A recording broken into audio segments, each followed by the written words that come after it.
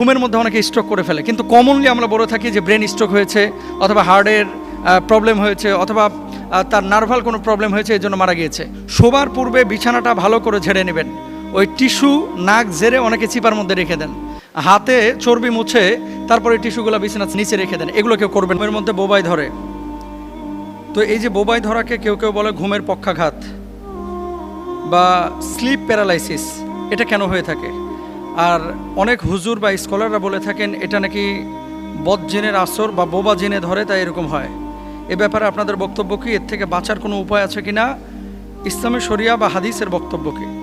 Very very important. এই বিষয়টা নিয়ে মনে হয় 7-8 বছর আগে আমি একটি আলোচনা করেছিলাম, এবং এই আলোচনাটা আপনারা হয়তো অনেকে দেখেছিলেন। তারপরে যেহেতু প্রশ্নটা এসেছে চাঁদপুর মতলব থেকে, আমি প্রশ্নটি আপনাদের সাথে শেয়ার করছি ইনশাআল্লাহ।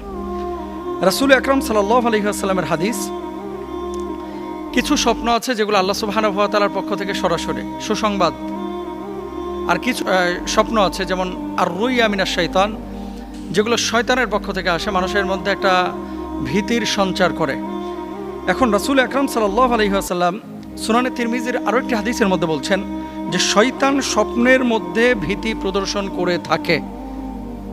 এখন আপনি স্লিপ প্যারালাইসিস বলেন, আপনি ঘুমের পক্ষাঘাত বলেন, আর বোবা জিনে ধরা বলেন, যেভাবে আপনি সংজ্ঞায়িত করেন না কেন, এই মানুষ যখন ঘুমের মধ্যে পড়ে অনেক সময় এরকম ফিল বা অনুভূতি তার ভিতরে কাজ করে যে আমার বুকের ওপরে ভারী কিছু চেপে বসেছে বা চেপে ধরেছে, এবং সে কথা বলতে পারছে না। সে বাঁচাও বাঁচাও বলে চিৎকার করতেছে, কিন্তু কেউ তার ডাকে সাড়া দিচ্ছে না। এরকম কিন্তু আপনারও হয়েছে, আমারও হয়েছে, এবং অসংখ্য মানুষের কিন্তু এমনটা হয়ে থাকে। এবং আল্লাহ সুবহানাহু ওয়া তাআলা সূরা কাহফের মধ্যে বলছেন, দেখেন, ইবলিশ শয়তান জিন সম্প্রদায়ের অন্তর্ভুক্ত। ইবলিশ মূলত জিন সম্প্রদায়ের অন্তর্ভুক্ত। এখন আমরা যখন ঘুমের মধ্যে থাকি এবং বুকের উপরে এরকম চাপা কোনো কিছু অনুভূতি হয়, ধরেন আকাশের ওপর থেকে পড়ে যাচ্ছি, চিৎকার করতেছি, কেউ ডাক শুনতেছে না। আবার রাস্তা দিয়ে হেঁটে যাচ্ছে, পেছন থেকে বিশাল সাপ আমাকে ধাওয়া করতেছে, কেউ আমার দিকে তাকাচ্ছে না। অনেক সময় দেখা যায় যে কুকুর আমাকে কামড়াতে আসতেছে, কিন্তু আমি বাঁচার জন্য চেষ্টা করতেছি, কেউ আমার ডাকে সাড়া দিচ্ছে না। এরকম কিন্তু অনেক সময় হয়ে থাকে। তাহলে নিজেকে কন্ট্রোল করতে গিয়ে আমরা এমনও হয়েছে যে এই পৃথিবীতে দেখবেন ঘুমের মধ্যে অনেকে স্ট্রোক করে ফেলে, কিন্তু কমনলি আমরা বলে থাকি যে ব্রেন স্ট্রোক হয়েছে অথবা হার্টের প্রবলেম হয়েছে অথবা তার নার্ভাল কোনো প্রবলেম হয়েছে, এই জন্য মারা গিয়েছে। কিন্তু এরকম ক্ষেত্রে যে মানুষ মারা যেতে পারে, দুর্ঘটনার বশবর্তী বা মুখোমুখি হতে পারে, এটা কিন্তু প্রমাণিত। মানুষ এই যে বোবা জিন যখন চলে যায় বা বোবাই ধরাটা যখন কেটে যায়, বুকের উপর থেকে ভারী কিছুটা যখন চলে যায়, তখন কিন্তু উঠে হাঁপাতে লাগে। খেয়াল করেছেন? অনেক সময় কিন্তু অস্থির হয়ে যায়। এখন বাঁচবেন কিভাবে? এজন্য কিভাবে এই জিনের আক্রমণ, এই বদজিন বা বোবা জিনের আক্রমণ থেকে আমরা কিভাবে বাঁচবো, এটা ঘুমের পক্ষাঘাত আপনি বাংলায় বলতে পারেন, বা স্লিপ প্যারালাইসিস আপনি ইংরেজিতে বলতে পারেন। বেসিক্যালি এটা হচ্ছে জিন শয়তানের একটা আক্রমণ, এবং মানুষকে এরা ওয়াসওয়াসা কখন দেয়? যখন মানুষ অপবিত্র অবস্থায় থাকে। তাহলে বাঁচার উপায় কি? বাঁচার উপায় হচ্ছে ঘুমের পূর্বে আপনি প্রথমত দরজাগুলো বিসমিল্লাহ বলে বন্ধ করে দেবেন। 1 নাম্বার, ঘুমের পূর্বে দরজাগুলো বিসমিল্লাহ বলে বন্ধ করবেন। 2 নাম্বার, আয়াতুল কুরসি পড়বেন। 3 নাম্বার, 4 কুল আপনি পড়বেন। পড়ে 2 হাতের তালুতে এভাবে ফুৎকার দেবেন। ফুৎকার দিয়ে পুরো শরীরটাকে আপনি মুছে নেবেন ইনশাআল্লাহ। বিছানাটা কেউ অপবিত্র রাখবেন না। আপনারা বিছানা অনেকে অপবিত্র রাখেন, ওই বিছানাতেই খান, ওখানে বাচ্চা পেশাব করে, ওখানেই বাচ্চা হাগুমুতু করে, ওইভাবে কিন্তু বিছানায় আবার একটু কোনো মতো টিস্যু দিয়ে মুছে আপনারা শুয়ে যান। দুর্গন্ধে টিকা যায় না। মনে রাখবেন, যে বাসায় যত বেশি অপবিত্রতা, সেই বাসায় তত বেশি বদজিনের প্রভাব। সুতরাং বোবা জিনে যাদেরকে ধরে, আপনারা বলেন অনেকেই যে মোহতারাম প্রায়ই এরকম ঘটনা ঘটতেছে, এটা তো মানুষের নিয়ন্ত্রণের ভিতরে না, নিয়ন্ত্রণের বাইরে চলে যায়, এবং এদেরকে বেশি ধরে যারা অপবিত্র অবস্থায় থাকে। এরপর আসেন, ঘুমানোর আগে এই আমলগুলোর পাশাপাশি সূরা মুলুকটা আপনি হয় তেলাওয়াত করেন অথবা শুনেন। সূরা বাকারাটা মৃদু স্বরে আপনি মোবাইলে প্লে করে রাখেন, ওপেন করে রাখেন, এটা বাজতে থাকবে, আপনি ঘুমিয়ে যান, বা কানে হেডফোন লাগা, মজা পাবেন ইনশাআল্লাহ তাআলা, এবং এই সমস্ত বিষয় থেকে বাঁচবেন ইনশাআল্লাহ। শোবার পূর্বে বিছানাটা ভালো করে ঝেড়ে নেবেন। ওই টিস্যু নাক ঝেড়ে অনেকে চিপার মধ্যে রেখে দেন, হাতে চর্বি মুছে তারপরে টিস্যুগুলো বিছানার নিচে রেখে দেন, এগুলো কেউ করবেন না প্লিজ।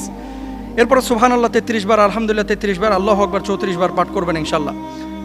শরীর বন্ধের যে বিষয়টা একটু আগে বলেছি সেটাও করবেন ইনশাআল্লাহ। বেশি বেশি তওবা ইস্তেগফার করবেন এবং ঘুমের পূর্বে দোয়াটা পাঠ করে ডান কাঁধে ঘুমাবেন। ডান কাঁধে দোয়া পড়বেন কি আল্লাহুম্মা বিসমিকা আমুতু ওয়া আহইয়া, এবং হাতটাকে এই যে ডান কাঁধের এই মানে পার্শ্বে দিবেন, কানের কাছে দেওয়ার পরে ডান কাঁধ হয়ে শোবেন। ইনশাআল্লাহ এগুলো থেকে বাঁচবেন। আল্লাহ তাআলা আমাদেরকে বোঝার তৌফিক দান করুন, আমিন। পহেলা বৈশাখ আসলো কোত্থেকে, এবং পেঁচা, মূর্তি অথবা প্রতীকী এই যে বাঁশ দিয়ে কোনো কিছু বানানো, এগুলো দিয়ে যে মঙ্গল শোভাযাত্রা করা হয়, এগুলো দিয়ে মঙ্গল আশা করা যায় কিনা, শরীয়ত এক্ষেত্রে কি বলে বা ইসলামের দৃষ্টিভঙ্গি কি? ভেরি ভেরি ইম্পর্টেন্ট একটা বিষয়। পেঁচা, মূর্তি বা এই যে মঙ্গল শোভাযাত্রার নামে যে সমস্ত কালচার আমাদের বাংলাদেশে প্রচলিত, বিশেষ করে ঢাকা বিশ্ববিদ্যালয়ের অনেক ভাইয়েরা বোনেরা বুঝে হোক না বুঝে হোক এই মূর্তিগুলো তারা বানানোর পরে এগুলোকে আবার বাংলাদেশে ওই যে শাহবাগ থেকে নিয়ে প্রেস ক্লাবের ওইদিকে বিভিন্ন জায়গায় তারা শোভাযাত্রা করেন। শরিয়া এক্ষেত্রে আসলে কোনোভাবেই এই কাজগুলোকে এভাবে অনুমোদন করে না। এবার আসেন কোত্থেকে এসেছে, বাকি কথাগুলো আমি পরে বলছি। মূলত মুঘল সম্রাট যে সম্রাট আকবর খাজানা আদায়ের সুবিধার জন্য হিজরি সনের পরিবর্তে এই সৌরভিত্তিক বাংলা সন চালু করেন। এটি ফসলি সন নামে পরিচিত। কৃষকদের ফসল তোলার সময় অনুযায়ী কর নির্ধারণ করে সহজ করার জন্য এই ক্যালেন্ডার চালু করা হয়েছিল। এটা মুঘল সম্রাট আকবরের সময়। এখন শুধু যদি এটা সময়ের সাথে সীমাবদ্ধ থাকতো তাহলে কিন্তু কোনো বিষয় ছিল না। সমস্যাটা হয়েছে কোন জায়গায়, মান তাশাব্বাহা বিকওমিন ফাহুয়া মিনহুম। আল্লাহ রাসূল সাল্লাল্লাহু আলাইহি ওয়াসাল্লামের একটি হাদিস হচ্ছে, কোনো জাতি যদি কোনো জাতির সাদৃশ্য অবলম্বন করে আল্লাহ সুবহানাহু ওয়া তাআলা সেই জাতিকে সেই জাতির অন্তর্ভুক্ত করে দেন। এখন আপনি দেখেন, যেখানে শরীয়তের বক্তব্য হচ্ছে ওয়াল কদরি খায়রিহি ওয়া শাররিহি মিনাল্লাহি তাআলা, ভালো মন্দ সব কিছু এগুলো হয় আল্লাহর পক্ষ থেকে। এখন আপনি যদি হুতুম পেঁচা দিয়ে বাংলাদেশে মঙ্গল আনতে পারেন তো হাতির দোষ করলো কি? আপনি যদি হুতুম পেঁচা দিয়ে বাংলাদেশে কল্যাণ আনতে চান, কুকুর বিড়াল দোষ করলো কি? আপনি যদি হুতুম পেঁচা আর এই ধরনের এই যে কাঠ বাঁশ দিয়ে বানানো মূর্তি দিয়ে বাংলাদেশে কল্যাণ আনতে চান, তাহলে শরিয়ার যে বিষয়গুলো, যে ওয়াল কদরি খায়রিহি ওয়া শাররিহি মিনাল্লাহি তাআলা, তাকদীরের ফয়সালা আল্লাহর পক্ষ থেকে হয়, এই বিষয়টা কেমন হয়ে গেল না শরীয়তের সাথে সাংঘর্ষিক। এখন আপনি যদি মুসলিম হয়ে থাকেন, বাংলা সনকে আমরা অস্বীকার করি না, বাংলা সনের বিষয়গুলোকে আমরা অস্বীকার করি না। আমরা বলতে চাচ্ছি সনের জায়গায় থাকুক। আরবি সন যেমন সত্য, বাংলা সন যেমন আমরা বিশ্বাস করি, ইংরেজি সন যেমন আমরা বিশ্বাস করি, কিন্তু শরীয়ত যেগুলোকে একেবারে অনুমোদন করে না বা যেগুলোকে নেগলেক্ট করে সেগুলোকে আমরা বিশ্বাস করি না। আপনি দলিল নেন, আল্লাহ সুবহানাহু ওয়া তাআলা কুরআনুল কারীমের মধ্যে বলছেন, ওয়া ইয়ামসাসকাল্লাহু বিদুররিন ফালা কাশিফা লাহু ইল্লা হু। আল্লাহ যদি তোমাদের কোনো কষ্ট দেন তিনি ছাড়া তা দূর করার কেউ নাই। এখন ধরেন আপনার ফসলের বিষয় আছে, ধরে নেন আপনার খাবার দাবারের বিষয় আছে, আপনার অসুস্থতা সুস্থতার বিষয় আছে, আপনি চাচ্ছেন যে আপনার এগুলো পরিবর্তন হয়ে ভালো কিছু হোক। তো ভালো কিছু তখনই সম্ভব যখন আল্লাহর ইশারা সেখানে হবে। আল্লাহর ইশারা ছাড়া কোনো ধরনের মঙ্গল শোভাযাত্রা আপনার মঙ্গল আনতে পারে না। এখন আপনি কি করবেন? অতিলকাল আইয়ামু নুদাউলিহা বাইনান নাস। এই সময়টা আল্লাহ সুবহানাহু ওয়া তাআলা নিজে পরিবর্তন করেন। যেমনইভাবে বাংলা সনের পরিবর্তন হয়, তদ্রূপভাবে ইংরেজি সনের পরিবর্তন হয়। এখন আপনি এই যে পহেলা বৈশাখকে কেন্দ্র করে মঙ্গল শোভাযাত্রা করবেন, আপনি ইলিশ মাছ খাবেন, পান্তা খাবেন, আপনি বলবেন এগুলো বাঙালি কালচার। মুঘল সাম্রাজ্যে যখন এই যে সন চালু হলো, তার পরবর্তী সময়গুলোতে আপনি এই কালচারগুলো কি পেয়েছেন কখনো? এই কালচারগুলো কখনো পেয়েছেন? আপনি বলবেন পান নাই।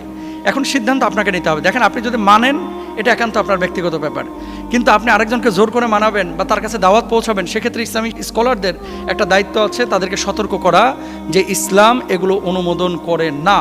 এখন সিদ্ধান্ত আপনার, কবরে আপনাকে যেতে হবে, হাসরে আপনাকে উঠতে হবে। এমন কোনো কাজ করা যাবে না, কুল্লু বিদআতিন দালালা কুল্লু দালালাতিন ফিন্নার।